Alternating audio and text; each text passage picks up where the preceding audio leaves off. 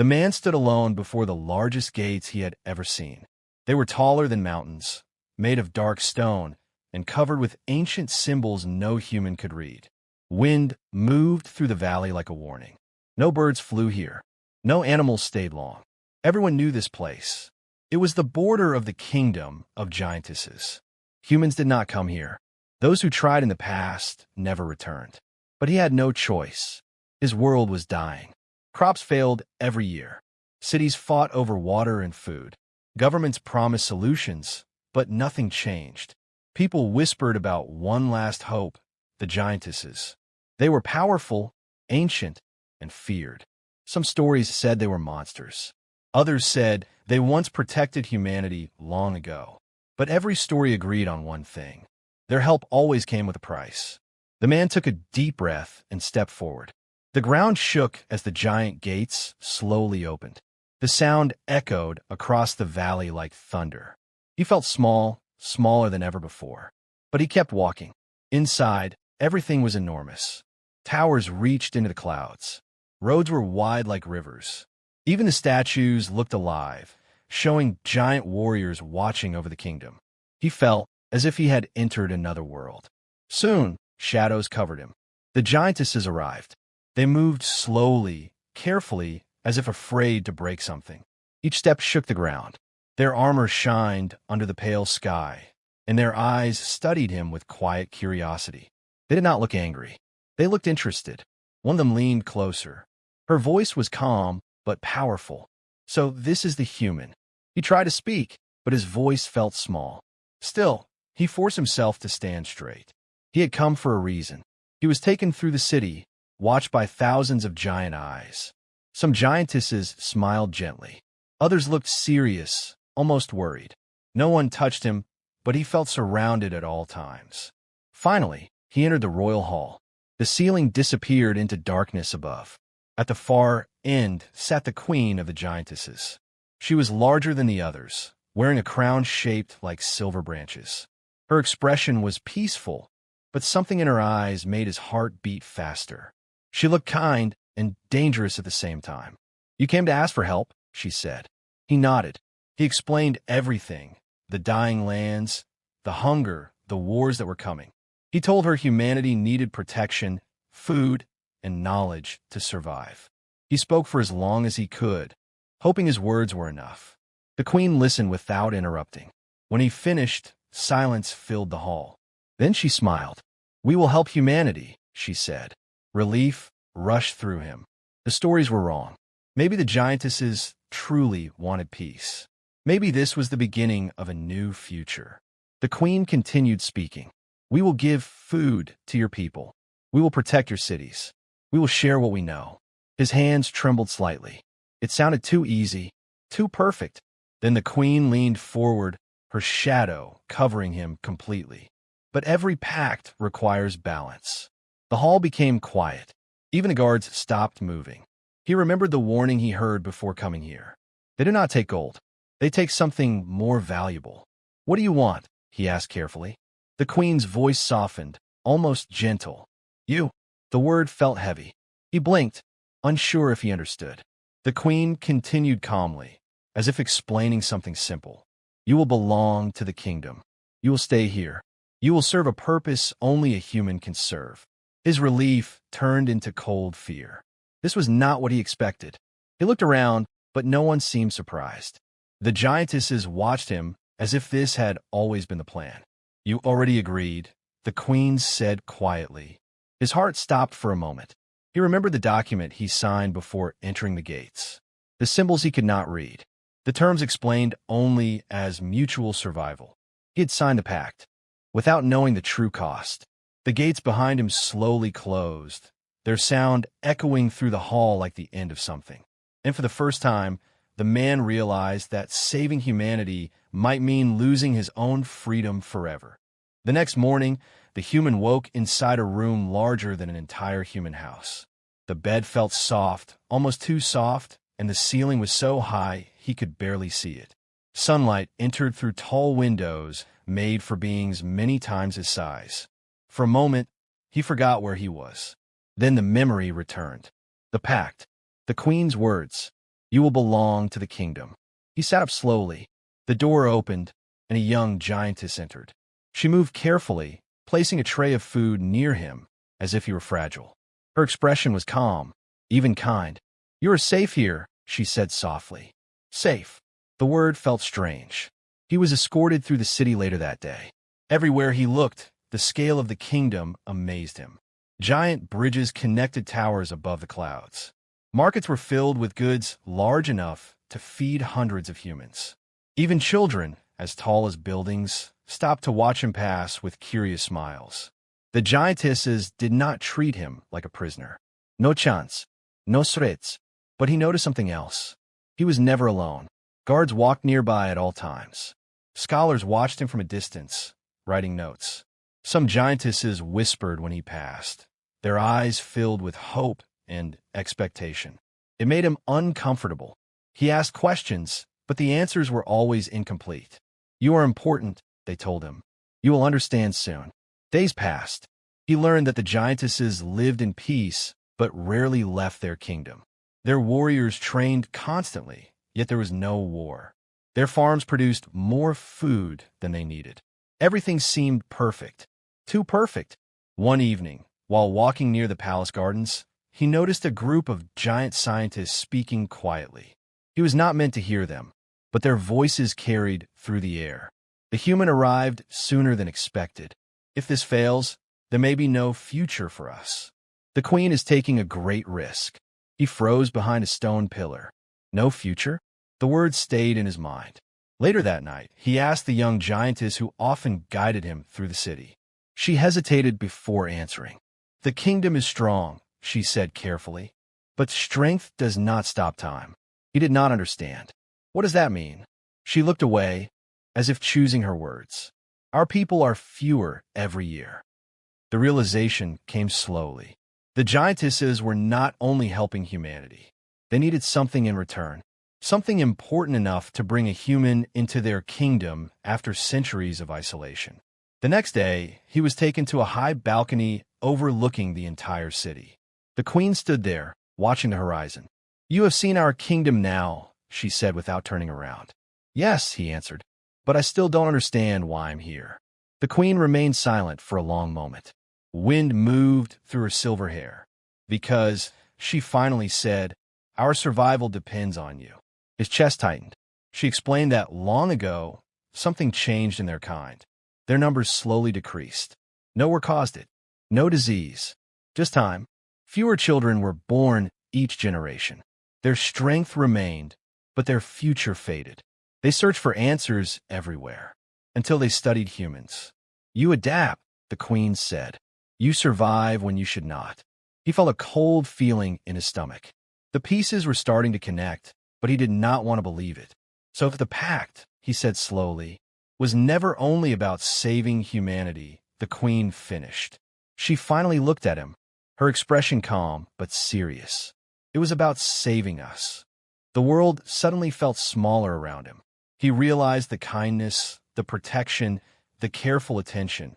None of it was random. He was not a guest. He was a solution. As the sun disappeared behind the giant towers, he understood something terrifying. The real price of the Pact had not even been revealed yet. The human did not sleep that night. The queen's words repeated again and again in his mind. "Our survival depends on you." He stood near the giant window, watching the lights of the massive city below. Everything looked peaceful, calm, perfect. But now he understood that peace was hiding fear. The giantesses were not strong because they had no problems. They were strong because they were afraid to show weakness. And he was part of that fear. The next morning, he was called back to the royal hall. The same long room, the same silent guards. But this time, the atmosphere felt heavier. Like everyone already knew something he did not. The queen sat on her throne, watching him carefully. "You deserve the truth," she said. Her voice was calm, but there was no softness in it now. She explained that centuries ago, the giantesses began to change. Their bodies grew stronger, their lives longer, but their ability to create new life slowly disappeared. At first, no one noticed. Then entire generations passed with fewer children. Scientists searched for answers, but nothing worked. Their kingdom remained powerful, but their future slowly faded, until they discovered something unexpected. Humans. Human biology was different, flexible, adaptive, capable of surviving harsh changes. When their scientists studied ancient records, they found evidence that long ago, humans and giantesses were more connected than anyone remembered. Compatible. The word felt heavy when she said it. The human felt his chest tighten as the truth became clear. You brought me here to... He could not finish the sentence. The queen nodded slowly. You are not a prisoner, she said, but you cannot leave. Your existence here gives our people hope. You can help us continue. The room felt smaller, the air harder to breathe. He realized what the Pact truly meant. Humanity would receive protection and resources. In exchange, he would give up his freedom, his future, maybe even his identity. He would no longer belong to himself. He laughed quietly, but there was no humor in it. So, I'm a trade, he said. The queen did not deny it. You are a bridge between two dying futures. Her honesty made it worse. The giantesses were not cruel. They did not threaten him. They truly believed this was necessary. That survival justified everything. That made it harder to hate them. Days passed after that conversation. The kingdom treated him even more carefully now. Warriors bowed when he passed. Scholars watched him with excitement. Some giantesses looked at him with hope, others with sadness. He began to feel less like a person and more like an answer to a problem. One evening, the young giantess who often guided him found him sitting alone near the edge of the city walls. You are unhappy, she said softly. He smiled weakly. Would you be happy? She did not answer immediately. Our people are afraid, she finally said. Fear makes us accept things we normally would not. Her words stayed with him. That night, the queen called him again. This time, there were no guards. No council. Only the two of them. You are struggling, she said. I had a life, he replied quietly. I chose to come here to save my people, not to lose myself. The queen looked at him for a long moment. You think this is a punishment, she said. But history will remember you differently. He shook his head. History does not live my life. Silence filled the hall. Then the queen spoke the words that made his heart sink completely. You are not sacrificing yourself, she said calmly. You are becoming the future. For the first time since arriving in the kingdom, he felt truly trapped. Not by chains or walls, but by responsibility. If he refused, humanity could lose everything. If he agreed, he would never be free again. And deep inside, he realized the most terrifying truth of all. The giantesses were not asking anymore. They were waiting for him to accept what had already been decided. The humans stopped counting the days. Time felt strange inside the kingdom of giantesses. Everything moved slowly, calmly, as if the world outside no longer existed. But inside him, the pressure kept growing. Every smile from the giantesses felt heavier now. Every respectful bow reminded him of the role they expected him to accept. He was not seen as a man anymore. He was seen as hope, and hope could become a cage. One night, he stood again near the edge of the city walls, staring at the endless lands beyond the kingdom. Somewhere far away, humanity continued its struggle. People believed he was saving them. They did not know the price he was being asked to pay. You're thinking about leaving. The voice came from behind him. It was the young giantess who often guided him. She stepped closer, her expression serious. I never stopped thinking about it, he admitted. She looked down at the city lights below. For the first time, she did not look proud of her kingdom. Our elders believe survival is more important than choice, she said quietly. But not everyone agrees. He turned to her, surprised. You think this is wrong? She hesitated before nodding. If someone is forced to save us, then what are we becoming? Her words gave him something he had not felt in days. Hope. That night, she helped him move through parts of the city where guards rarely watched. The plan was simple. Reach the outer gates before sunrise and escape. Once outside, he could return to humanity and warn them about the true cost of the Pact. As they moved through silent streets, he saw something he had never noticed before. Giant statues covered with names. Thousands of them. Who are they, he asked. Our ancestors, she replied. The last generations born when our people were still growing. He realized then that fear ruled this kingdom more than power did. The giantesses were not trying to control him because they were cruel. They were terrified of disappearing. When they finally reached the outer walls, alarms suddenly echoed through the night. Guards appeared, blocking their path. The escape was over before it truly began. The human expected anger, punishment, but when he was brought before the queen again, her expression was not furious. It was tired. "You try to leave," she said calmly. "Yes," he answered. He decided not to lie anymore. "Because I want a choice." The hall remained silent. The council watched carefully. "You believe we are your enemies," the queen said. "No," he replied. "I believe you are afraid." The words shocked everyone, even himself. But once he started speaking, he cannot stop. "You say this pact is about survival. But survival without choice is just another way of dying. If you force this, humans will fear you again. The same mistake will repeat." The young giantess stepped forward, supporting him. "We wanted humans to trust us again," she said. "This will only break that trust." The queen closed her eyes for a moment. The weight of centuries seemed to rest on her shoulders. For the first time, doubt appeared in her expression. "What would you change?" she asked quietly. The human took a deep breath. "A new pact," he said. "Not ownership. Cooperation. Let humans choose to help. Let this be a future built together, not forced." The council began arguing immediately. Some called it dangerous. Others called it foolish. The kingdom stood divided between fear and hope. The queen raised her hand, silencing everyone. She looked at the human, studying him carefully. "You risk everything to argue for freedom," she said. He nodded. "Because without it, none of this matters." The decision was not made that night. But as he left the hall, he felt something change in the air. For the first time since arriving, the future of the pact was uncertain. And uncertainty meant one thing. The story was no longer already written. The kingdom waited. For days, nothing happened. No decision came from the council. The city continued its normal life, but everyone felt the tension. Giant warriors trained harder. Scholars argued in quiet groups. Even the streets felt quieter, as if the entire kingdom was holding its breath.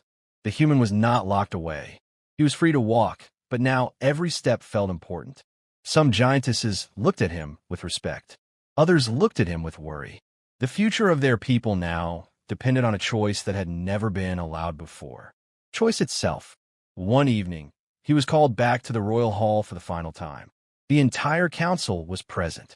The young giantess stood among them, her expression calm but determined. The queen sat silently on her throne, watching everyone. The air felt heavy. "Our people stand at the edge of extinction," one elder said. "We cannot risk our future on human promises," another answered. Enforcing him risks repeating the mistakes of the past.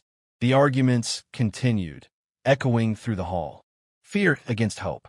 Survival against freedom. Finally, the queen raised her hand. Silence returned instantly. She looked at the human. "You came here to save your people," she said. "But instead, you forced us to face ourselves." He did not speak. He only listened. "For centuries," she continued, "we believed strength meant control, that survival justified any decision. But fear has guided us for too long." She stood from her throne, her voice steady but softer than before. "The old pact is broken." A wave of whispers spread across the hall. The human felt his chest loosen for the first time since arriving. But the queen was not finished. "A new pact will take its place," she said. "Humans and giantesses will work together willingly. No ownership, no forced duty. Those who choose to help will do so by their own will." The council hesitated, but no one spoke against her. They understood what this meant. It was risky, uncertain, but it was also the first real hope they had felt in generations. The queen stepped closer to the human. "You reminded us that a future built on fear cannot last," she said quietly. "And that survival without dignity is not survival at all." The young giantess smiled slightly, relief visible in her eyes. She would become the first ambassador between the two races, a bridge built not from need, but from trust. In the days that followed, preparations began. Messages were sent to humanity. Not demands, but invitations. Cooperation in science, farming, and knowledge. A shared effort to rebuild both futures together. When the time came for the human to leave, he stood once more before the giant gates. This time, they did not feel like prison doors. The queen watched from above. "You are free to go," she said. He nodded. "And you're no longer alone." As the gates slowly opened, sunlight filled the valley. The world outside was still broken, still struggling. But now there was something new between the two civilizations. Trust. He had come to make a pact to save humanity. Instead, he helped save two worlds from repeating the same mistake. And as he walked forward, he understood something he had not realized before. Sometimes the worst agreement leads to the future no one expected, a future chosen, not forced.